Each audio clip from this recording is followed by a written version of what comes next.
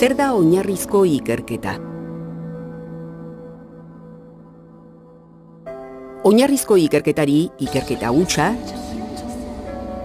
ikerketa nagusia, ikerketa espekulatiboa, sormenezko ikerketa, ikerketa ez bideratua, edo arrisku altuko ikerketa ere deitzen zaio.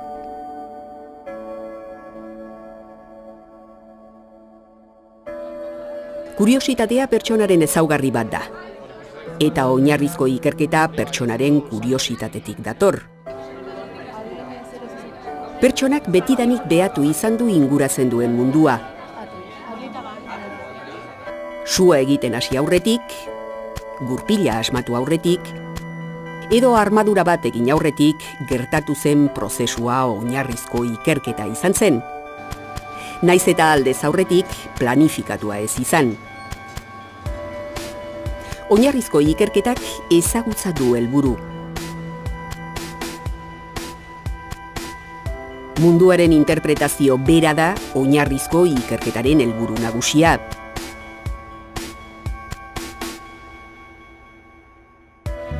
Hau da, bizi garen mundua ulertzea eta ezagutzarako lehengaiak lortzea pertsonen bizi kalitatea hobetzeko. Baina zer da oinarrizko ikerketa? Oinarrizko ikerketak oraindik ezagutzen ez duguna esploratzen du. Fundamentu fenomenologikoetatik eta bea daitezkeen gertakarietatik ezagupen berriak lortzen dituena. Oinarrizko ikerketak ez du helburu berehalako aplikaziorik. Baizik eta teknologia berriak eta aplikazio anitz lortzeko agertoki aproposak bermatzea.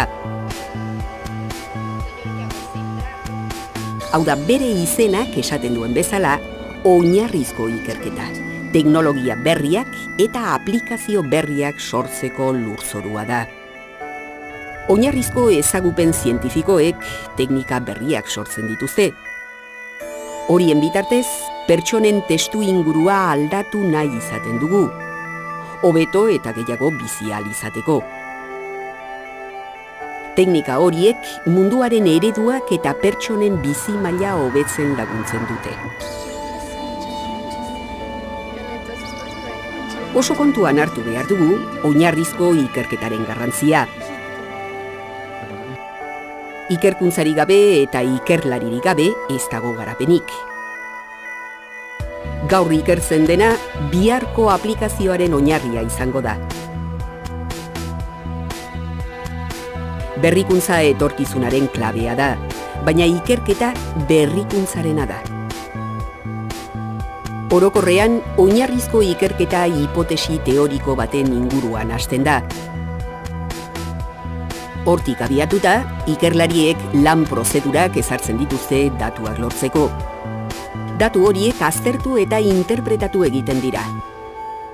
Horrela, ezagutzaren beste maila batera ailegatzen da. Normalean datu horiek ikerketa bide berriak zabaltzen dituzte. Askotan, oinarrizko ikerketa baten ondorioz, hasiera batean pentsa ezina zena lortzen da. Arrakasta teknologikoa eta ekonomikoa izan duten asmakizun praktiko askok, oinarrizko ikerketan dute funts intelektual eta teknikoa. Bakar batzuk aipatzeagatik, ordenagailuak, internet bera, laserra, 3 dimentsiodun eskanerrak, edo eta ihesaren aurkako botikak oinarrizko ikerketatik datoz. Ziur aski asmakizun horien aurrekariek ez zuten etorkizunean lortu diren emaitzak bilatzen, baina lortutakoaren oinarria izan ziren.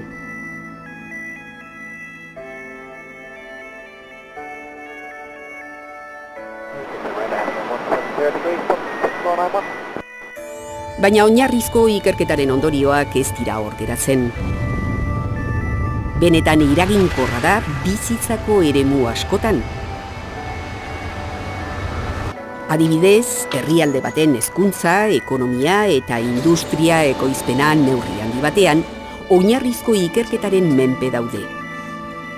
Herrialde bat, zientzialari masa kritiko on batekin eta oinarrizko ikerketa plan estrategikoen bidez antolatua, erabakien zentroetan izango da menpekotasun teknologiko txikiagoa izango du, eta bere ekoizpen industriala hobea izango da.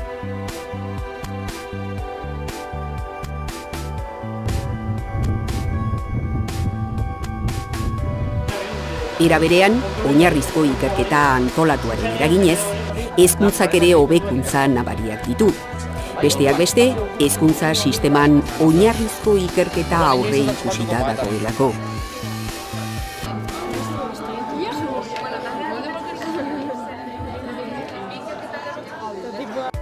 Azken finean, oinarrizko ikerketa zibilizazioen ardura nagusi izan dela esan dezakegu.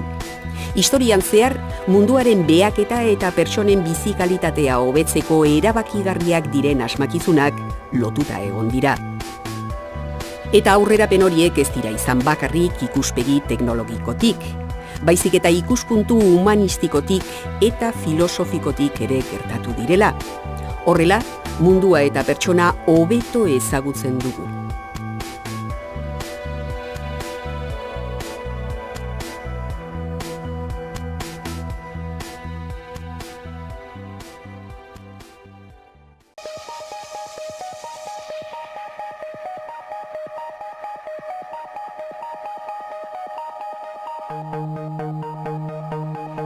Aurreko erreportajean, oinarrizko ikerketaren hainbat aplikazio aipatu dugu.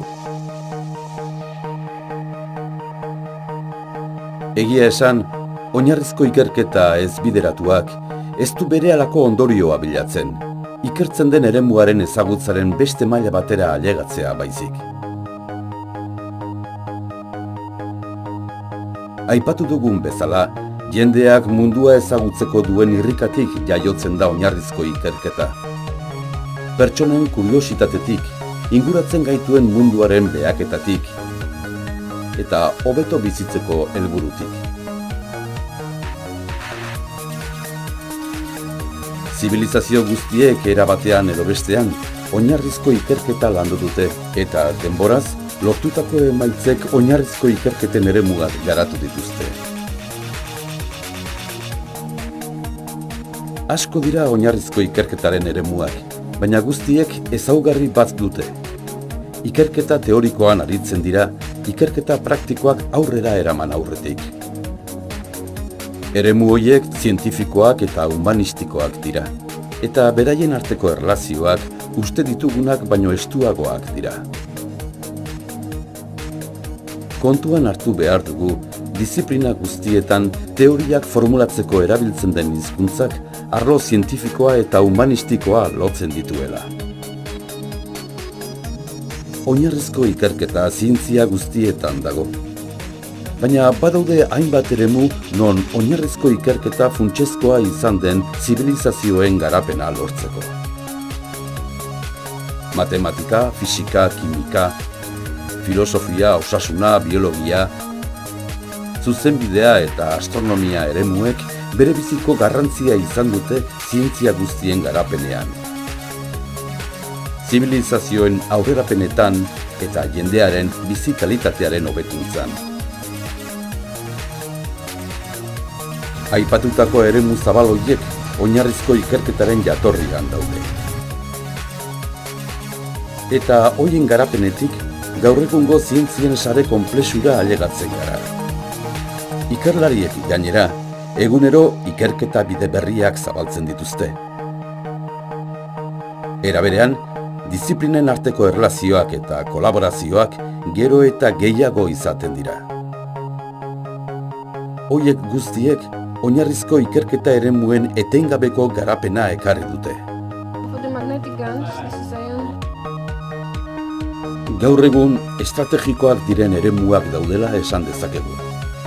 Besteak beste, osasuna, genetika, energia, telekomunikazioa eta informazioaren gizartea, nanozientzia, fisika eta kimika teorikoa, biologia molekularra eta materialen ikerketa aipa ditzakegu.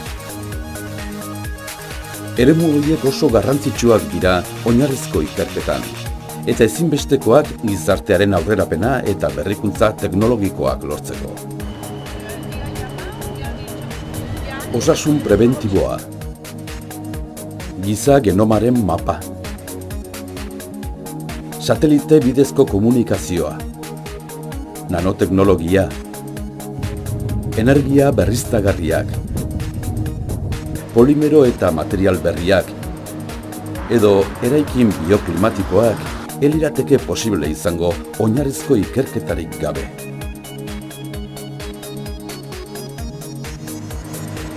Aipatu ditugun eremu estrategiko horiek ez dira bakarrak oinarrizko ikerketan.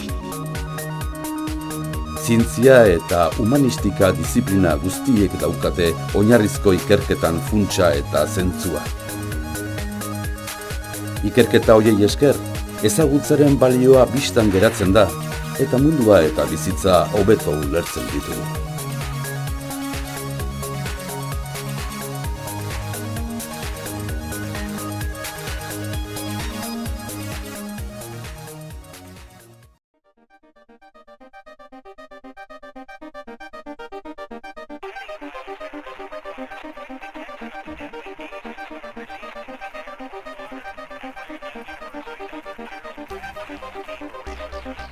Ikerketa bideratua oinarrizko ikerketaren ondorioa da.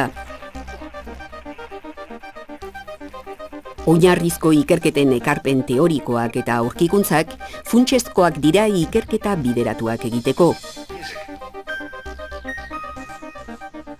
Azken horiek teoria errealitatearekin alderatzen dute eta arazo eta egoera jakin batzuei erantzuten diete.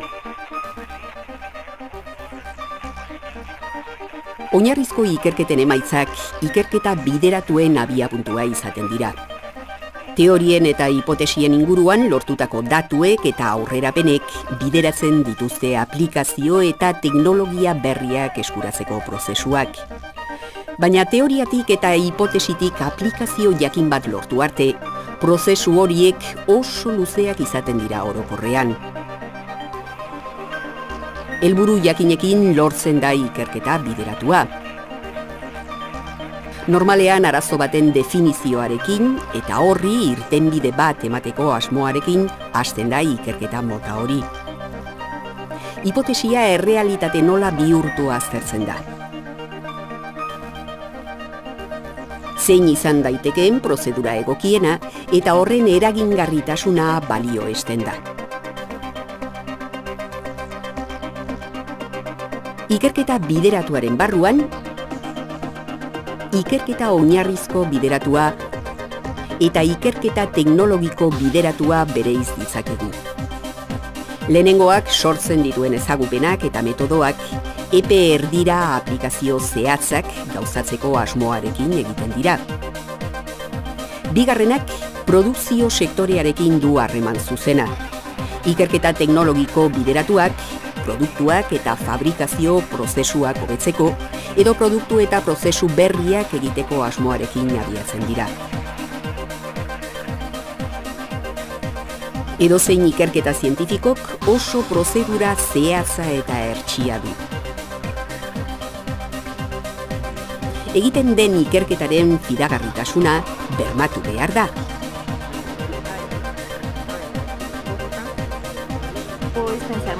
Ikerketa bideratuaren kasuan berdin gertatzen da.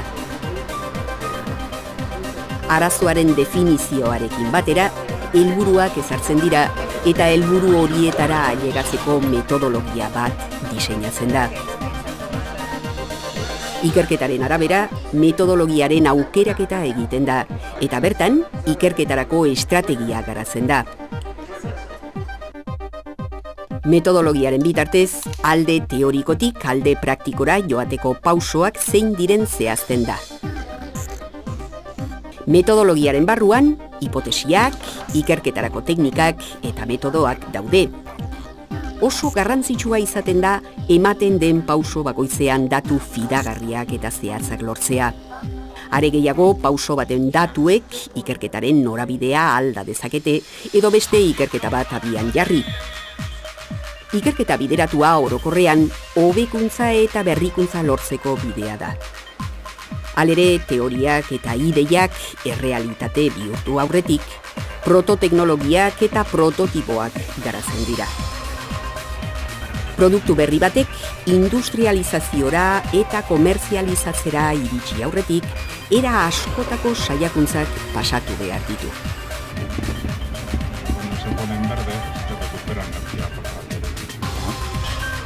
Gainera, orain arte aipatu ez dugun beste faktore bat dago ikerketa guztietan, finantziazioa.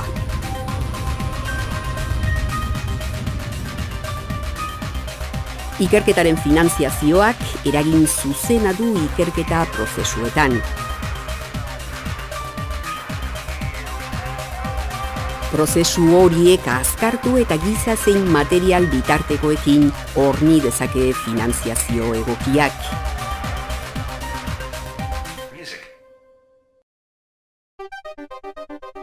Hainbat finantza iturri daude ikerketa bat aurrera eramateko. Ohikoenak hauek dira. Gobernuek bultzatzen dituzten ikerketak, erakunde garrantzitsuen babesean sortzen direnak, eta ikerketaguneetara enkarguz eskatzen diren proiektuak. Historian zehar eta gaur egun ere, ikerketa bideratuaren eredu asko daude. Eredu horiek zientziaren diziplina guztietan aurki ditzakegu. Ia beti alde teknologikoko kasuak eta medikuntzaren aurkikuntzak dira deigarrienak.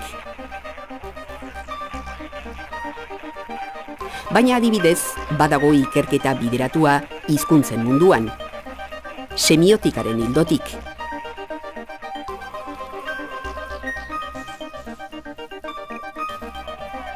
Dena dela, gure ingurua besterik ez dugu begiratu behar, ikerketa bideratuaren garrantziaz jabetzeko. Eguneroko bizitzan erabiltzen ditugun era guztietako prozesuak, gailuak eta produktuak ikerketen aplikazioak dira. Hezkuntzaren munduan,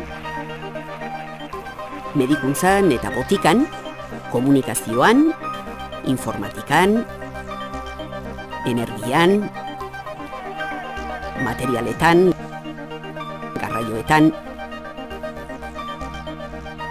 Zerrenda amaigabea da. Ondorio gisa zera esan dezakegu. Ikerketa bideratuaren garrantzia kontuan hartzen badugu, oinarrizko ikerketaren balioa ezin dugu inolaz ere ahaztu. Pertsonen bizi kalitatea hobetzeko, ezinbestekoa dugu oinarrizko ikerketa eta haren ondorioa den ikerketa bideratua. Berrikuntza eta aurrerapena ikerketan dago, eta horrekin batera, jendearen bizi kalitatea hobetzea.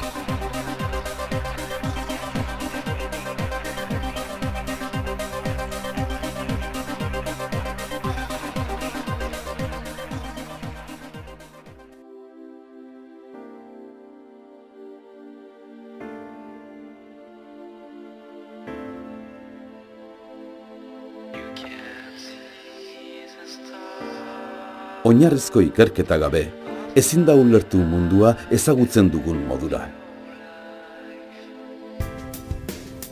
Izan ere, oinarrizko ikerketak mundua interpretatzen du, eta horrek jendearen bizitzan eragin zuzena du.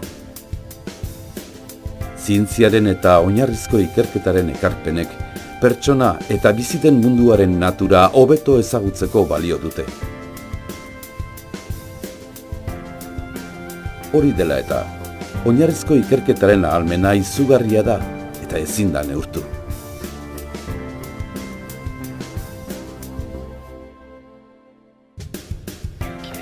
Oinarrizko ikerketari esker berrikuntzak sortzen dira. Berrikuntza horiek diziplina guztietan sortzen dira. Eta praktikan pertsonei laguntzeko datoz. Oinarrizko ikerketa asko aurreratu da. Ez bakarrik deskubritzen diren gauza berriengatik, baizik eta ikerketa batek beste bat dinamizatzen duelako, ikerketa lerroa amaigabeak sortuz.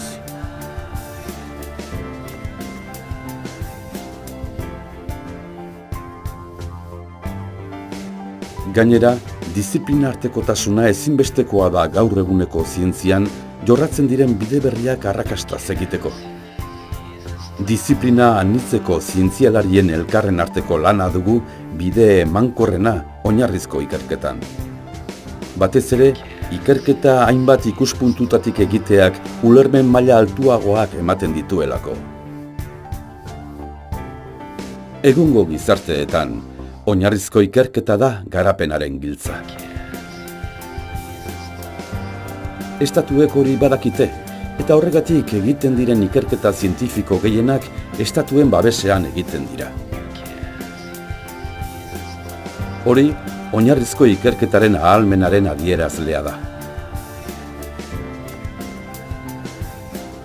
Are gehiago, oinarrizko ikerketa estatu garatuenen inbertsio estrategikoa izan da beti eta da. Gaur egun, munduan dauden erabakigune garrantzitsuenek erlazio zuzena dute oinarrizko ikerketarekin.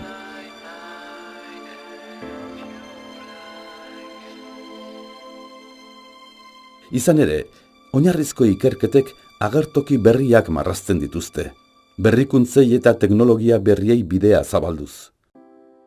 Erabakigune horietan, denei eragiten dizkiguten gauzak lantzen dira. Beraz, oinarrizko ikerketa egiten ez den lekuan, erabaki horiek hartzen diren guneetatik urrun daude, eta horiekiko mendekotasun zientifikoa eta teknologikoa sor daiteke. Oinarrizko ikerketaren ahalmena begibistan dago. Eredu garrantzitsu bat.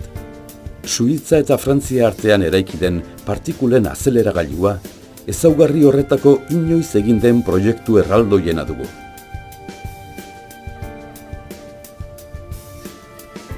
Laurogei herrialdeetako diziplina askotariko 10.000 zientzialarik hartu dute parte ikerketa fisiko horretan.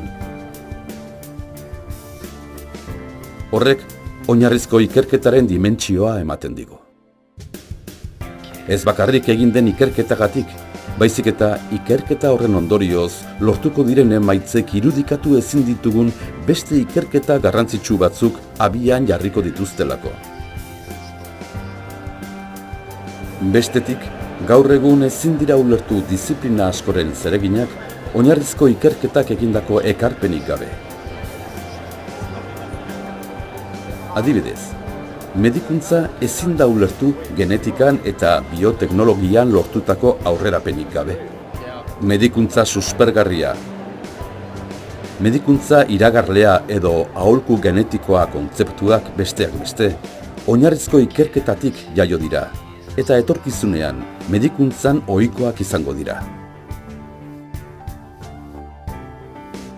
Oinarrizko ikerketaren ahalmena ere, hezkuntza sistemak aberasteko duen gaitasunagatik nabarmentzen da. Ikerkuntzan lortutako ezagutzak zabaltzeko, hezkuntzaren eremua izaten da erabiliena. Era berean, komunitate baten hezkuntza sistemak oinarrizko ikerketa kontuan hartzen badu, ikerlari masa kritiko eragingarria edukitzeko aukera gehiago izango du. Eta hori, komunitate batek izan dezakeen aktibo garrantzitsuenetariko bata.